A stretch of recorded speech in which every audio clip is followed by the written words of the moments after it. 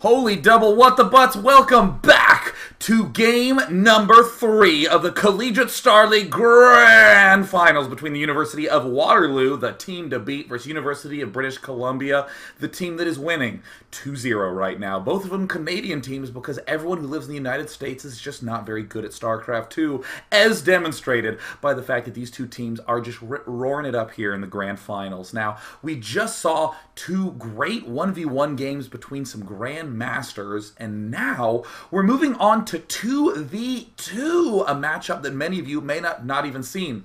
The thing to note is that University of Waterloo definitely going to have a huge advantage. They have Super Ninja and La La La. Except La La La capitalizes his L's funny, so it kind of looks like I but that's fine. I'm going to call them Team University of Waterloo because I can pronounce that. Now, keep in mind, Super Ninja is one of the top 2v2 players in the world, period. Not only is he one of the best 2v2 players alive, he also...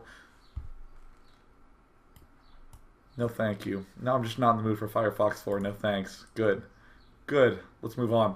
Not only is Super Ninja one of the best 2v2 players in the world, he also does so with Protoss. Zerg is generally the race that people consider the 2v2 race. The Zerglings so fast and so mobile that you can cut the opponent's armies in two and always force 2v1 situations. However, Super Ninja is right at the top in many Protoss teams, so big shout out to his teammate X6 Azide, as he and Super Ninja drive me crazy whenever I play against him in the ladder. LOLs!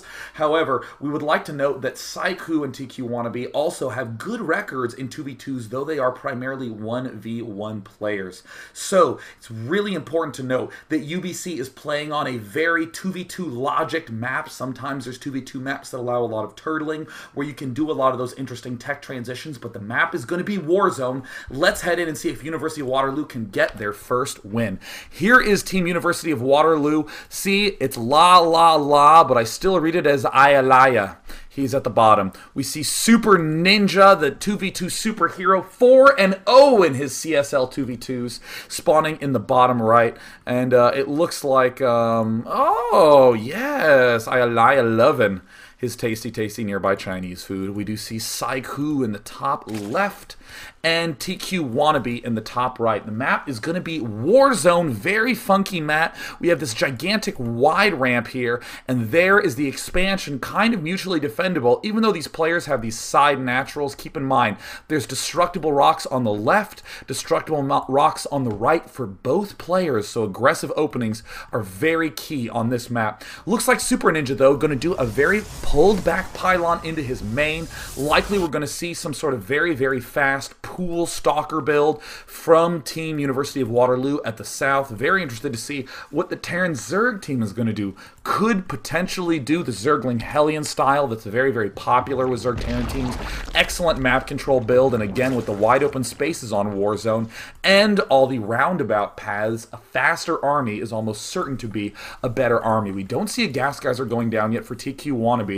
Likely you always want to see a gas barracks opening for some sort of Hellion play, but there's the geyser going down right now. We see Super Ninja already doing some nice turtling style.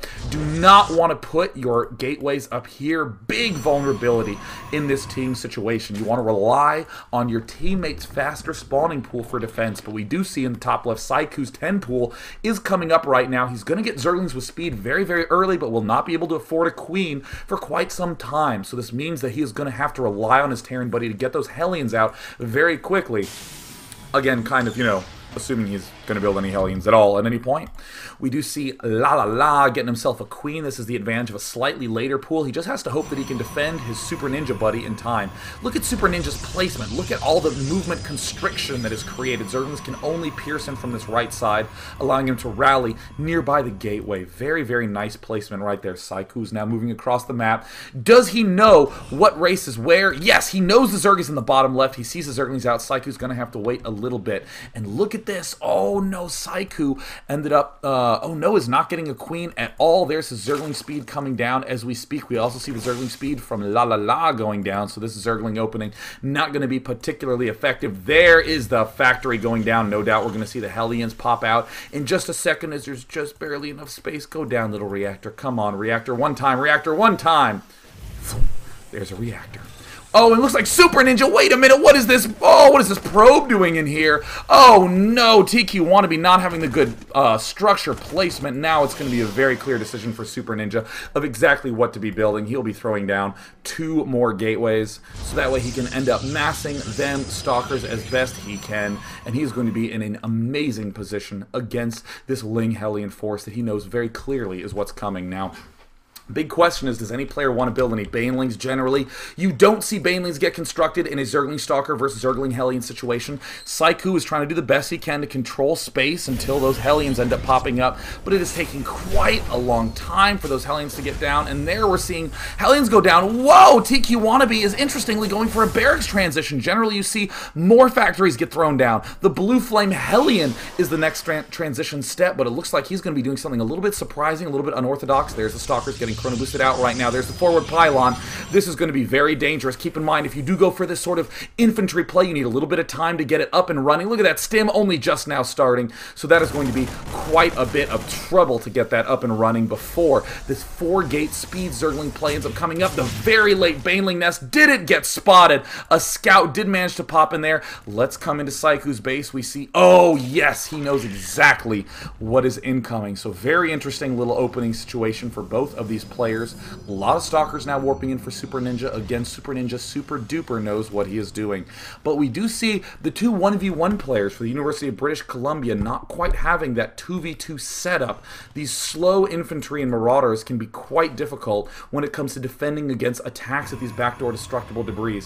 We see the players continuing to poke along the sides. We see the spotting up at the destructible debris, making sure that absolutely nothing can end up swinging in. There's the 4 Hellions trying to swing around. I do not like this play. If he loses those Hellions, he will lose the game for his team. You have to keep that fast army joined together. There is the Xel'Naga Watchtower getting poked at by Super Ninja, clearing it out, making sure there's nothing there, and then going to advance forward, getting in good position. Uh-oh. Looks like losing himself a Baneling to one of those Zerglings. Now we see the Hellions sweeping around. I really do not like this play. Will the defense be enough for the Terran Zerg team? I do not know. Here go the Hellions trying to sweep in. Looks like some Zerglings are there to join them, doing a lot of damage as they are distracted. Oh, the Zerglings clean up the counterattack, and now we see that the University of British Columbia's team is not doing too well at all. Oh no, the Banelings get completely annihilated, but look at the Protoss force just ripping through everything. More Banelings trying to advance forward from Saiku, but there are so many Stalkers on the field. Stalkers, the Protoss, the damage dealer. He had his opponent, or excuse me, his ally, as the space controller, so that way he could get up this very potent army. And what can TQ Wannabe do now? He's just lost almost everything, and Stim is only just now completing. Not that many units out on the field. TQ Wannabe has a lot of units queued up. More Banelings getting produced. That's going to completely negate the Zerg's participation in this fight. We see Wannabe trying to recoup. We see more Speed Zerglings coming in. Incredibly solid early game right here by Team Waterloo, Super Ninja, and laying down the law on Warzone. Here comes some Blue Flame Hellions from the backside. Great snipes there with all of those Stalkers. Zerglings trying to swing around, but it looks like Super Ninja trying to pull back, trying to reinforce this forward pylon. Excellent tactical positioning right there. The Baneling goes off, annihilates all those purple Zerglings. The Zerglings from sweeping around the backside. UBC not looking too good. The slow and steady push from Waterloo now going in for the kill sequence. Approaching these Banelings, picking them off one at a time. Zerglings cleaning up Saiku's drones, and it's all up to TQ Wannabe to win the 2v1. How much money does Saiku have? Oh, he has almost nothing. Can't even help his ally in the 2v1 situation with a money transfer. He's still making Zerglings. These are just cannon fodder. Needs to cancel those and ship the juice to TQ Wannabe. Super Ninja's forward pylons getting taken out. That will abate the aggression for a little bit, but in the meantime, with all this map control, Zerg taking an expansion. Zerg doing a good job now of transitioning back to a little bit more economic play, putting guys on the gas. And now we see all of the units of TQ Wannabe in a pretty good position. All the Hellions did get taken down, but not before doing a good amount of damage. Is that concussive shell done? Yeah, so that means, or wait a minute. Yeah, it is done. Sorry, it looks like my vision needs a little bit of correction because those did not look to be moving too slow, but it looks like this Marauder Hellion Force can be quite potent against a Zergling Stalker composition, and here now we see a Robo facility going down for Super Ninja.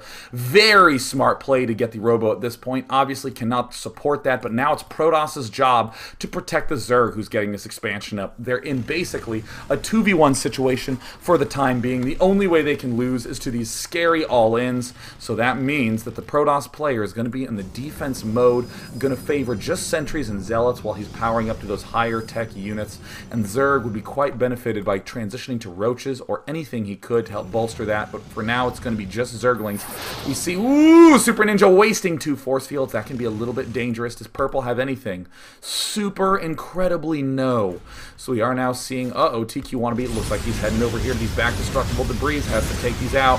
Real dangerous situation to be in because Zealots and Sentries are not very fast. Now we do see that the Robo is done. Smart play for Super Ninja to get this Observer first. Needs to just do spotting against all of these units moving through the middle of the map. Now there's a command center going down. Really, TQ Wannabe would want to try to all in from one base if he could, but he's so close to being broke. It just will not work out. There's the stem. Amazing force fields. Oh, the Hellions get caught at a decent angle, but it looks like the force field's working against the Zerglings in this circumstance.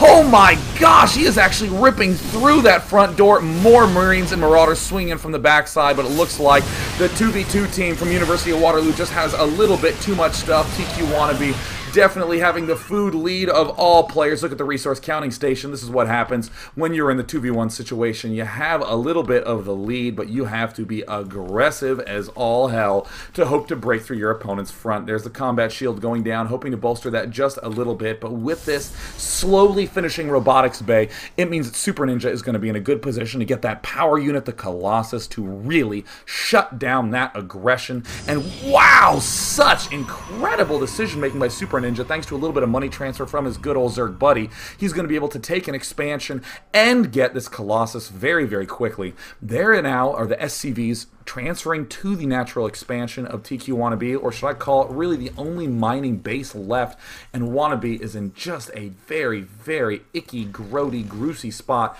But this is again a very, very smart play from TQ Wannabe. His opponents are again basically forced to be in a defensive position. This is a very common spot in a 2v2 when one player is basically dead. The team that did the aggressing, the attacking, that did the early play, they're going to be behind as a whole, and this one surviving player, TQ Wannabe, is going to be ahead. We do see that still TQ Wannabe at 70, the other team at 44 and 55 respectively. But with this map control, we're going to see the 2 players, Super Ninja and La, slowly begin to get a bigger and bigger lead. Look at Zerg. Zerg hasn't really even had the opportunity to tech or to power that many drones because they've been under such pressure. And we see TQ Wannabe trying to do his best to keep hold of all these various angles. Now we do see that there is a starport producing medevacs ASAP. There are more Marines getting produced.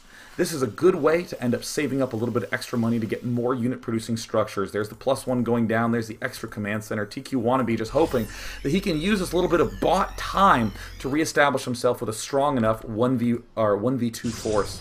But now we do see Super Ninja almost done with that range. And if Zerg can tech up to Infestors, Infestor Colossus, one of the most potent 2v2 combinations on the planet.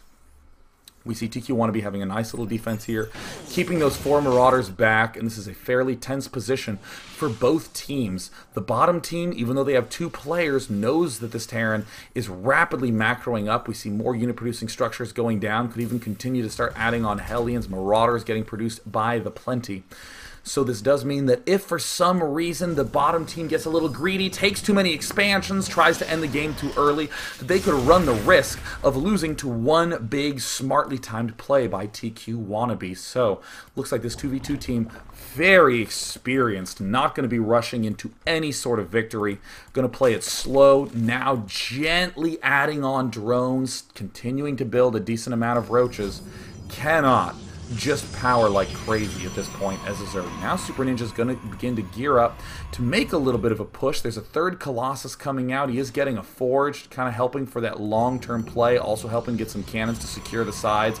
And they're going to stay as far to the right as possible. Here's a nice path to constrict, and here's a nice path to constrict all those Marines and Marauders. Does TQ want to be see it? It looks like, oh no, he doesn't quite notice yet. And once all the Zerglings end up streaming, and that's when Wannabe notices. He pulled those Marauders back. He will end up having to lift this orbital command, but does he have enough units? This could be the final confrontation. TQ Wannabe from University of British Columbia, hoping that he can get a win for his Team Canada, but it looks like Super Ninja with some great force fields. Zerglings in the front doing great damage to that Marauder pack. Too bad for you, Terran. You can't just go Marauder against the Stalker Colossus Force. Too many Zerglings in this mix. Great push by you, Waterloo, doing their thing. The 2v2 team demonstrating why they are among the top in the world at team games. There is the good game. Bringing it to 1-2 for University of Waterloo. The first win is on the map in that team game. Again, showing how critical it is to have that nice, well-rounded team. We will soon find out who can manage to take the win going into Game 4 of the Collegiate Star League Finals here. $2,000 in fancy schmancy parts from TT Esports and $1,000 cash second place from Justin TV. So definitely do not go anywhere. We'll be going into Game 4 of the Grand Finals right after this.